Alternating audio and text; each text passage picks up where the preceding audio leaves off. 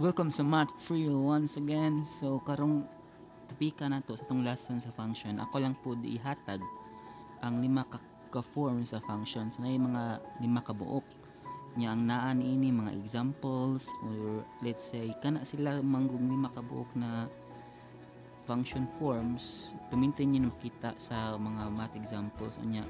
I hope di mo maglibog ana nilang lima pares sa lagi pasabot ana function ra gyapon. Magsugod ta taod-taod sa number 1.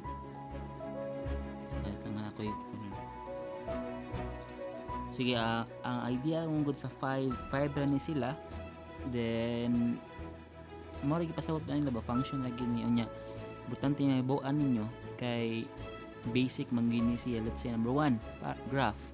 So na yung mga lalaing klase sa graph sa function. Then aside sa graph, naapoy mga kuan sa graph ana kana kalainan ba. Ang function man gud dili ra man ni usa ra gid ka klase. Daghang klase sa function. It could be linear function, it could be rational function, and it could also be cubic, quadratic. So sa grade 8 lang yun ang topic na to kay linear function. So straight line ra ang gamito nato niini. Equation ra gid siya. Unya makagraph ta using normal na pag-graph. Pwede ra po magamit ta og software like GeoGebra or kuan. So again 5 sila ka buok, 5 ni ka function. So kana siya natay lima. So ako lang ipakita niya dili ra ni mao ang idea niya. So for example, nakoy gidrawing din ni kamot drawing. So anyways, ang idea sa graph dapat masabtan po ninyo na mag-una permanente ang x before si y, unya x maghigda, unya ang y ang magbarog. Kana na concept importante kay na siya kay if ever dili mo paggamito GeoGebra kamoy mag-manually inyo himo ng graph or drawingon ang graph. Again, x maghigda, y magbarog. So magbarog or vertical line ang y axis. Then either sa ato ang kuan maggamit ta og linear function, kundi aside from linear pwede po ta mo gamit og cubic or rational or let's say quadratic function. But this time f of x equals 2x plus 1, kani siya gitawag ni siya linear function. So that's for the graph, usan siya ka form. Another is table. So makahimo ta og function pinaagi sa table. Makita ta sa idea sa function with pinaagi sa table. Ang table pwede siya vertical, pwede po siya horizontal, magbarog or maghigda. Sa kanya na example akong gipakita sa table, mo ni ang matawag na horizontal gahigda.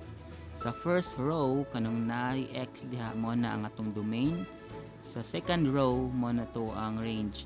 Pwede ra pod siya gahigda then column na atong hisgutan ani. Sa first column mga x na tanan sa padung ubos mo na siya ang domain, mo na ang first column. Sa second column going to the kuha na siya right direction, mo na ang y ang ato ang range. So ang table pwede ra gid siya duha ka klase, either naghigda or nagbarog. Then in that case nagrepresent na siya og function. Aside from graph, makagamit pud ta og table.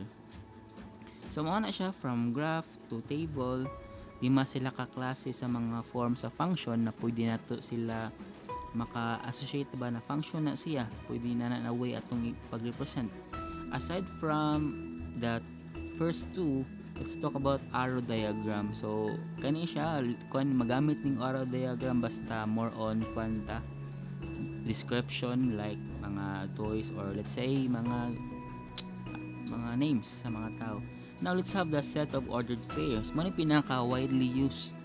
Gamit kini siya XY, XY. So kinahanglan ma-label siya para di mo maglibog kung ganahan. Nakasabot na gid mo pwede ra gid labelan. Kani siya ang set of ordered pairs pinaka kuan siya known kini siya na pagkuan sa function. Pag illustrate or form. Then the last one is the final one nato kay ang function notation. Pinaka known pud ni siya, pinaka useful og daghan kini siya paggamit. Kaning first na function is the linear function. F of x equals negative x plus 2, and the second is let's say x plus 2 na siya. Then kanang color green cubic na siya, kanay x cube. ang kanang pinakatapusan mao na siya rational function kay tungod kay naaman na siya fraction diha na symbol. Anyways, these are just basic na ideas sa function, mga 5 ka forms ni ini niya.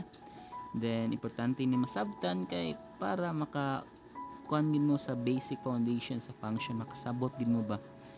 Then kani man gud maning makaingon mga functions siya tungod mao ni siya ang cover or let's say idea niya, ang noun ni ini mao ni nag-represent og function. So mao, that's why importante masabtan ni